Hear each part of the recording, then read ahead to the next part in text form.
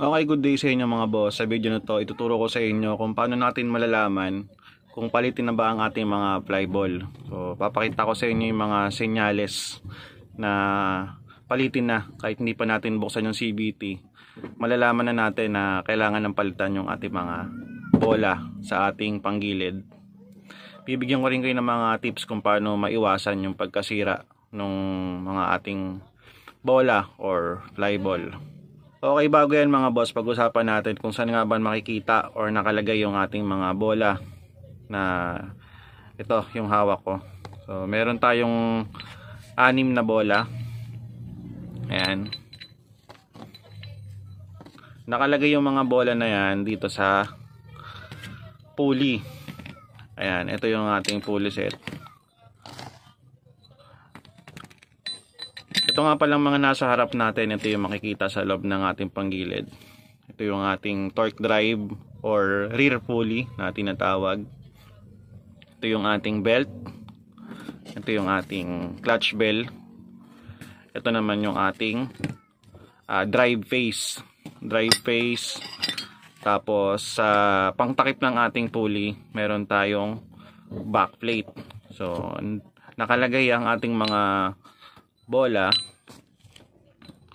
or flyball dito sa ating pulley. Ito pala yung kanyang bushing.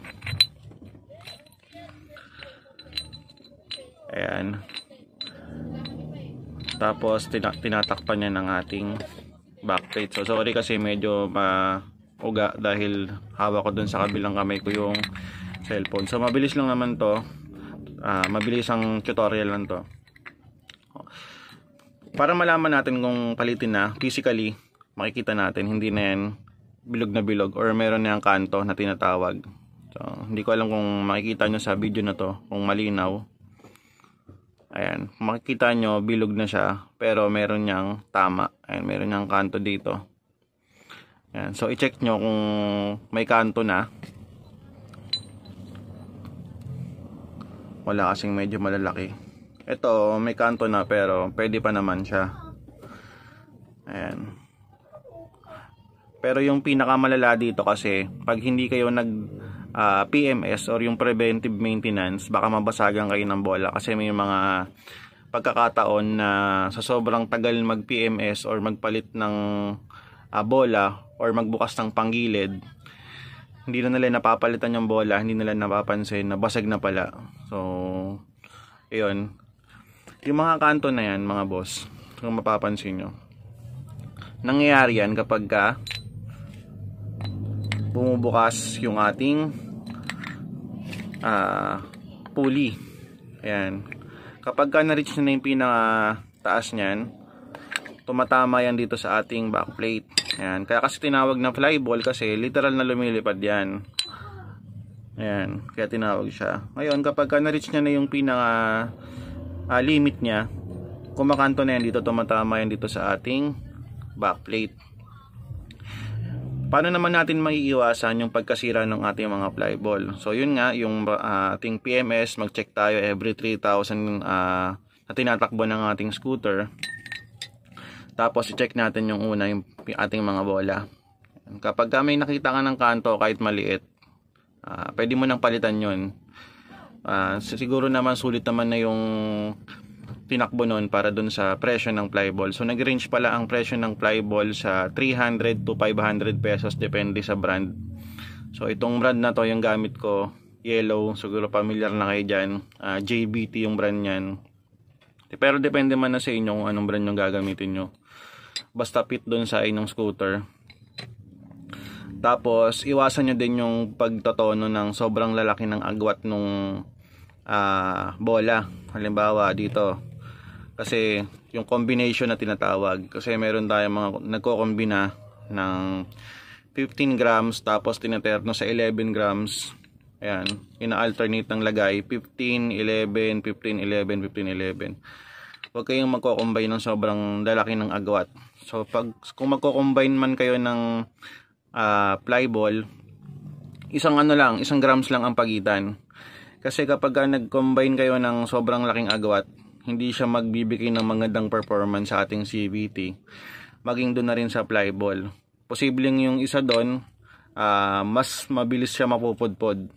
Easy na long run mga boss, hindi siya magbibigay sa atin ng magandang performance.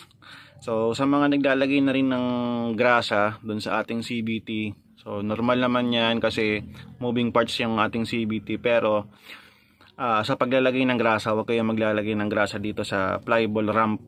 Yan, kasi may mga naglalagay dito ng grasa sa ating flyball ramp sa ating pulley. So ito yan mga boss.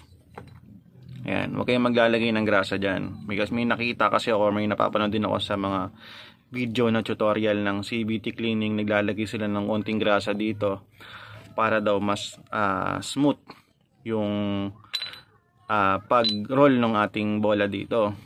So hindi nila alam yung grasa na yon, mas kahit gaano kaunti lang siya, mas mag-a-attract yun ng dumi dito sa ating flyball ramp.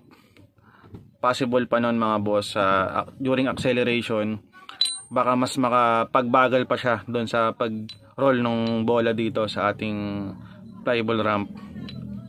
Dahil nga doon sa mga dumi na ma-attract ng grasa na yun, ayan, pwedeng makasagabal pa siya doon sa performance ng bola. So sa mga maglalagay ng grasa, wag kayong maglalagay ng grasa sa bola.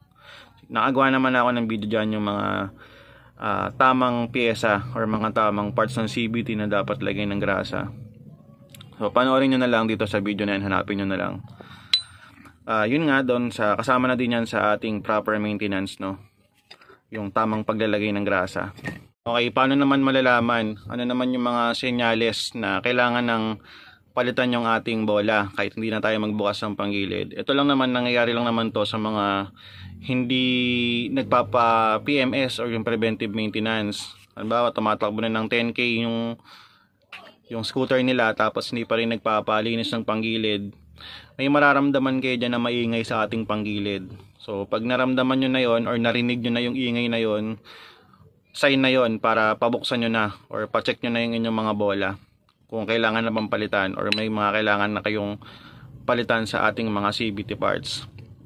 Sa panyan, yung during acceleration, medyo delay na yung habang pumipiga ka ng throttle, tapos delay na yung response ng ating CVT. Yan na, kumakanto na yan, may mga kanto-kanto na yung bola nyan.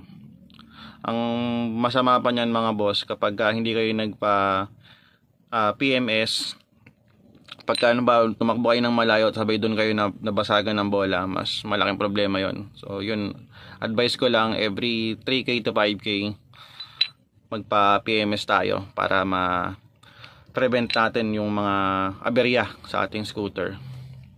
So yun lang mga boss, sana makatulong tong short video na to sa mga nagbubukas or mga nag-DIY dyan ng ating mga scooter. So yun lang, maraming salamat mga boss.